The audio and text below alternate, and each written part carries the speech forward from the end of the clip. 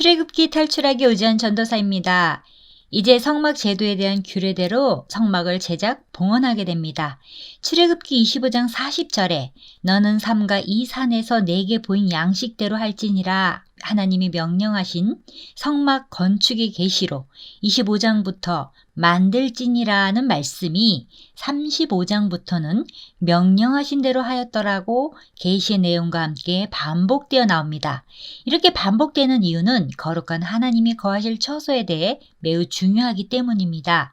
출애굽기 34장은 하나님은 모세를 다시 한번 시내산으로 불러 40주야 하나님과 깊이 만나게 됩니다.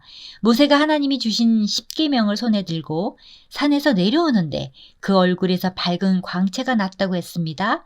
그런 모세의 얼굴을 보고 아론과 백성들이 그를 가까이 하기를 두려워했다고 했습니다.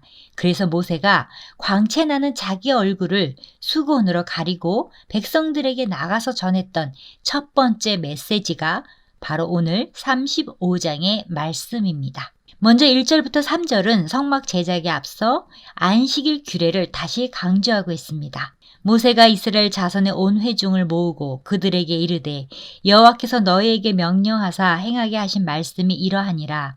엿새 동안은 일하고 일곱째 날은 너희를 위한 거룩한 날이니 여호와께 엄숙한 안식일이라. 누구든지 이 날에 일하는 자는 죽일지니 안식일에는 너희의 모든 처소에서 불도 피우지 말지니라. 인간이 살아가는 데 있어서 불처럼 요긴한 것은 없습니다. 그런데 하나님께서 안식일만큼은 이런 필수적인 것조차 금지하셨습니다. 그 까닭은 안식일에는 불을 지펴 음식을 만드는 것과 같은 생활의 가장 기본적인 수단도 노동으로서 하지 않도록 하기 위함이었습니다. 오늘날과 같은 성냥이나 전기 따위가 없던 고대 사회에서는 불을 피우기가 쉽지 않은 일종의 노동이었으니 하나님께서는 바로 이런 노동을 금하셨던 것입니다. 하나님께서 이 말씀을 주신 분명한 목적은 영적인 질서에 관한 문제입니다. 이스라엘 백성들에게 출애굽기에서만 무려 4번씩이나 안식일에 관한 규정이 기록되어 있습니다. 그 첫 번째가 광야에서 이스라엘 백성들이 만나를 먹기 시작할 때입니다. 두 번째는 십계명을 통해서입니다. 세 번째는 회막을 지으라는 명령을 주시면서 안식일을 지키라고 말씀하셨습니다. 출애굽기 31장 12절부터 17절 말씀 중에 13절부터 15절만 보시겠습니다. 너는 이스라엘 자손에게 말하여 이르기를 너희는 나의 안식일을 지키라. 이는 나와 너희 사이에 너희 대대의 표징이니 나는 너희를 거룩하게 하는 여호와인 줄 너희가 알게 함이라. 너희는 안식일을 지킬지니 이는 너희에게 거룩한 날이 됨이니라. 그 날을 더럽히는 자는 모두 죽일지며 그 날에 일하는 자는 모두 그 백성 중에서 그 생명이 끊어지리라. 엿새 동안은 일할 것이나 일곱째 날은 큰 안식일이니 여호와께 거룩한 것이라. 안식일에 일하는 자는 누구든지 반드시 죽일지니라. 그리고 네 번째가 바로 오늘 말씀입니다. 이것은 이스라엘 백성들이 성막을 세우는 일에만 몰두하다가 혹시라도 안식일을 잊어버리게 되지 않을까 염려해서입니다. 성막을 만드는 일이 우리에게 얼마나 중요한 일입니까? 세상에서 가장 중요하고 거룩한 일이 있다면 아마 성막을 만드는 일일 것입니다. 하지만 아무리 거룩한 일이라 할지라도 우리가 하나님께 온전한 예배를 드리는 것보다는 덜 중요하다는 것입니다. 안식일은 하나님께서 그의 백성에게 베푸실 영원한 표징이기에 반드시 하나님께서 정하신 법에 따라 거룩하게 지나야 했습니다. 안식일을 어긴 자는 간음한 자와 같아서 죽음의 형벌을 받아야 했습니다. 그러한 의미에서 현재 예배를 생각할 때 반드시 회복되어야 하는 부분들이 적지 않음을 인정하지 않을 수 없습니다. 안식일에 대해 말씀을 하시고 난 후에 4절에서 19절까지 기록된 말씀은 이미 출애굽기 25장으로부터 28장에 걸쳐 자세히 설명된 것들을 간추려서 재차 언급하고 있는 내용입니다.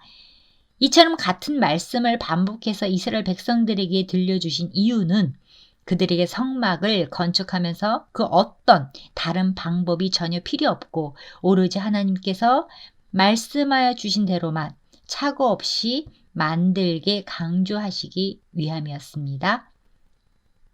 하나님께서 성막에 관해 첫 번째로 모세에게 말씀하신 것 기억나시나요? 이스라엘 자손에게 명령하여 내게 예물을 가져오라 하고 기쁜 마음으로 내는 자가 내게 바치는 모든 것을 너희는 받을지니라. 예물은 오늘날 헌금입니다. 성막을 지을 때 우리가 하나님께 드릴 것이 있는데 그것을 어떤 방법으로 드릴 것인지에 대해서 말씀하고 있습니다. 이는 하나님께서는 헌금의 양보다는 그 헌금을 드리는 자의 마음에 더 관심을 두시는 것입니다. 35장 5절 말씀을 보십시오. 너희의 소유 중에서 너희는 여호와께 드릴 것을 택하되 마음에 원하는 자는 누구든지 그것을 가져다가 여호와께 드릴지니. 5절의 말씀은 헌금의 참 정신이 어디 있는지를 증거해주는 구절입니다. 비록 하나님의 일에 쓰기 위한 것이라 할지라도 강제로 거둬들인 헌금이거나 억지로 내는 것이라면 이는 내지 않는 것만 못합니다. 왜냐하면 하나님께 있어서 정작 요구되는 것은 바치는 자의 자발적인 마음과 헌신의 정신이지 헌물 그 자체가 아니기 때문입니다. 하나님께서 이스라엘 백성들에게 무엇을 요구하십니까? 하나님께서 이스라엘 백성들에게 요구하신 것은 너희의 소유 중에서 드리라고 했습니다.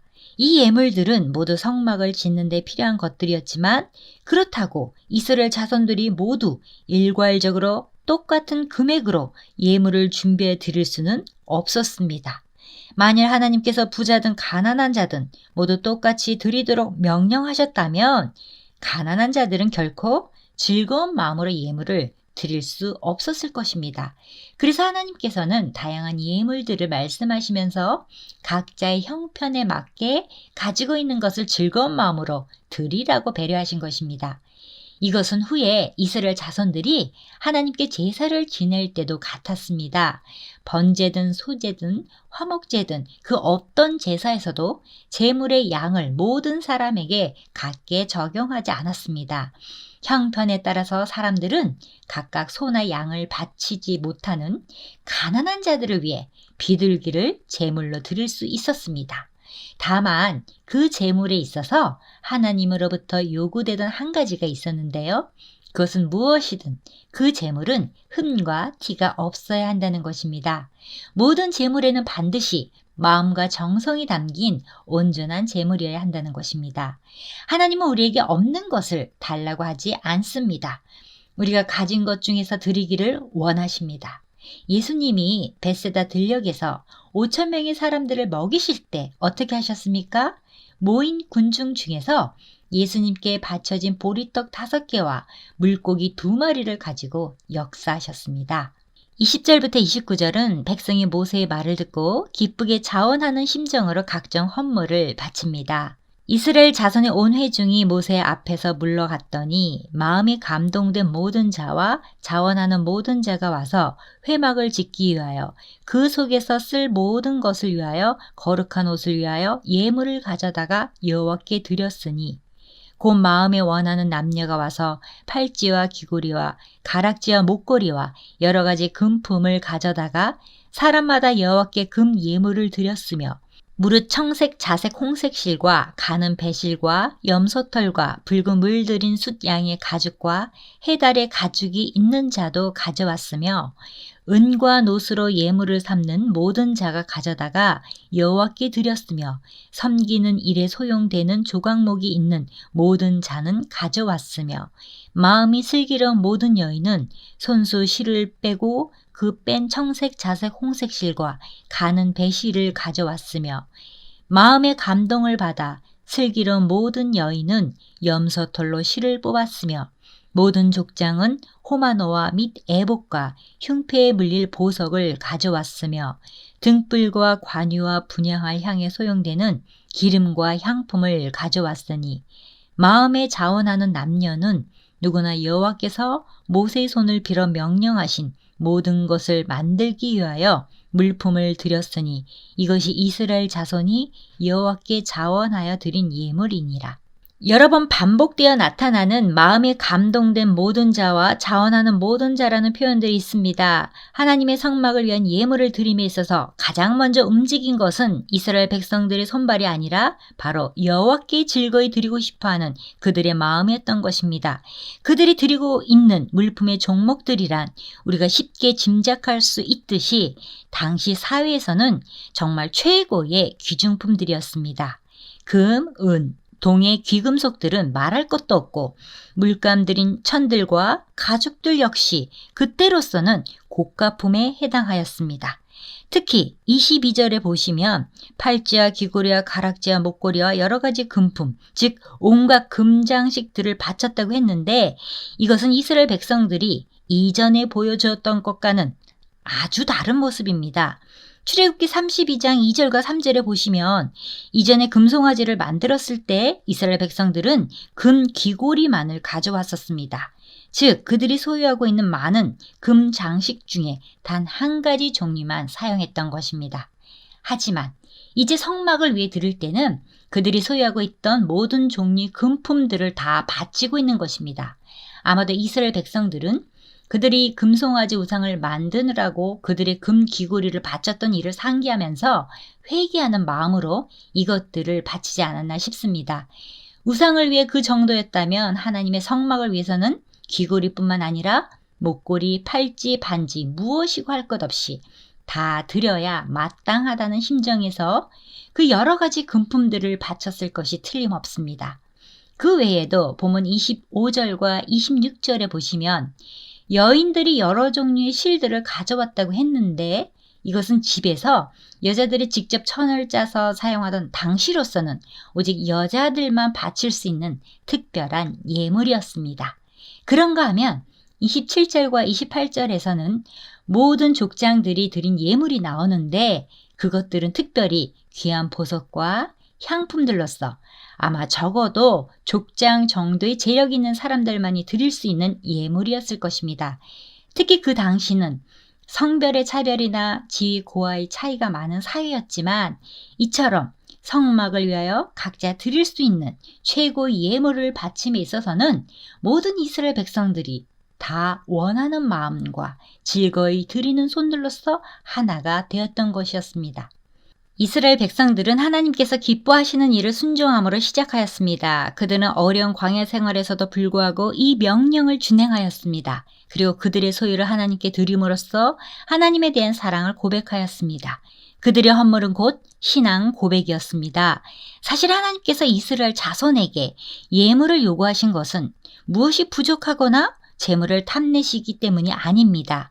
하나님은 만물을 창조하신 분으로 우주 전체를 소유하고 계신 분입니다. 무엇 하나 부족함이 있거나 탐낼 이유가 없습니다. 그러하심에도 예물을 요구하시는 것은 그 예물을 통해 하나님의 뜻에 동참하기를 원하시기 때문입니다. 그리고 그렇게 동참하는 자들에게 은혜를 베푸시고 복을 주시기 위함입니다. 그러므로 하나님은 우리가 아무리 많은 헌금을 드린다고 할지라도 그것이 마지못해 드리는 것이라면 절대 기뻐하시지 않습니다.